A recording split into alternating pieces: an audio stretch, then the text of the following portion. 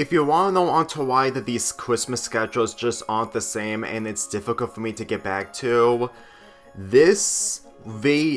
special from the Rugrats, I've scrapped 2 times, one from 2021 and one from last year, and it really shows that me reviewing it this year is mainly me just trying to get it out of the way, mainly the fact that I actually feel bad into scrapping it 2 times, and if I scrap it the 3rd time, 3 strikes and the babies cry at you. Okay, to be perfectly real, it's never going to happen in the real world, but whenever I think about the Rugrats, that's literally what I think of. This special, around the time where SpongeBob is starting to grow as its own fan base and series, this is an indication that Nickelodeon is just doing a lot to cash in on Rugrats by doing a Christmas special, which for me personally, it's not as bad as I remember it, but at the same time, that doesn't automatically mean that I enjoyed it completely. Like, believe me, I'm starting to convince that the purpose of this is just trying to do a dedication of Rugrats into Toyland during the Christmas season, and having the Jericho learn something only to end up forgetting it, similar to the characters from the Loud House, for about 15 years from now. The special begins with the parents taking the babies to Christmas land by having Grandpa Lou to look after the babies, while Stu and the others celebrate Christmas inside of a cabin, only for them to get snowed in, due to Stu's inventions going haywire as usual. As for Angelica, she thinks that if she finds Santa and doing good deeds, she'll get what she wants. Unfortunately, it doesn't change the fact that she's naughty in comparison to how she treated the babies, all the while she was rude in Christmas land. And to tell you the truth, when it comes to these plots, stretching this out to make it 44 minutes, I don't say that this is padding everything out, considering that those are enough one time for everyone, but knowing full well that they're literally just flanderizing the characters for the sake of forgetting what they learned from previous episodes, especially since that even if I didn't watch the Christmas episode that is better than this, I can guarantee you that it has a moral that is done much more better than the moral of what this special is doing. I need to get this out of the way because the many times I've watched this special from 2021 and 2022 only to scrap it, I need to be truthful. I know Stu caused a lot of problems, especially what he did in the Rugrats Go Wild movie where he lied to everyone. And when it comes to what he did in this episode with the mechanics that he built in this land is malfunctioned, I'm aware that he is honestly the worst when it comes to structuring and scheduling these, all the while lying and just not being able to make things right with everyone unless if the babies come to the rescue. But if there's one element that people have brought up when it comes to the adults of this show, is that they're all stupid, not just Stu. But considering that the nature of the Rugrats just centers around the adults being stupid while the babies, while sometimes being stupid, are more intelligent than the adults, I'm starting to convince that when they made these episodes before they did the reboot, they were literally at a time where they literally have nothing in the way, and with the popularity involving the Rugrats, Nickelodeon had something else with the Rugrats in comparison to SpongeBob,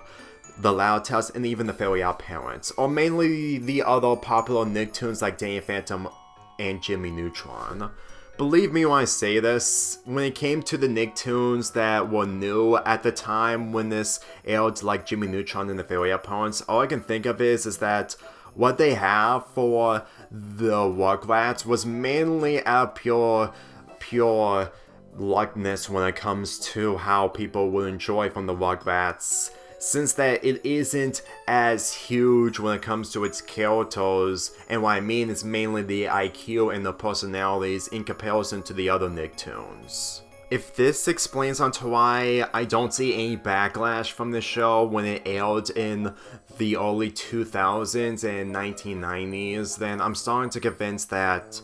they really knew what they were doing when it comes to having the characters act differently and not learning from the lessons. But the more I realized, I felt like that this show was at a time where Nickelodeon isn't as bad of a company only to see the true colors. Like, this is before Drake and Josh became a thing, and this was after the Amanda show came to an end, aside from reruns. But to be perfectly real with you, when it comes to the best parts of this episode is actually the babies and Caroline, the attractions in the fantasy, when in the fantasy the attractions come to life. Like, I'm gonna be really honest with you, when Quake of the Creek did it, I understand that people do keep the fantasies when they get older, but the way I see it when it comes to Rugrats, it actually suits a lot more better because they're babies. So I actually felt like that these were done much more better in comparison to Quake of the Creek. I'm just saying this right now that even if I'm not a fan of the Rugrats, I think that just because it had the idea first, that doesn't automatically mean that what other show does afterwards by taking elements. I'm not saying that they're worse in comparison to Rugrats. It's just that my point of view of the ages of characters actually works in these scenarios to the point that it kind of made me understand of where the inspiration is coming from. It's just, in the new show, it just doesn't work. Even if you can't stand the lack of intelligence from all the characters, especially from the adults, you have to admit that they actually make up with it when it comes to the fantasy scenes, when it comes to the babies. Like, I really felt like that this is the only show that actually does this method good, which is really saying something considering that the other shows that I've seen may have worked when it comes to different scenarios, but if it's mainly the characters looking to their fantasy and just that, then it's gonna be difficult for me to understand what the meaning is or how it's supposed to be entertaining in my point of view. Which is honestly weird considering that I'm not a fan of Rugrats, but when it comes to the positive aspects, the fantasy elements is one of them. However, if there's one negative that I just can't stand from the Rugrats in general is its original songs. Mainly, well, Angelica sings towards the end, which, in all honesty, my point of view on the songs that I made back in my old Rugrats Go Wild review was harsh, but at the same time, that doesn't automatically mean that the songs are tolerable. I'm just saying for a fact that there's only a couple of songs that I actually enjoy, and when it's mainly Angelica saying, "I'm gonna get you" from the first Rugrats movie, and it's not really an original song, it really shows that the songs made from Rugrats, when it comes to original songs, are one of the worst aspects.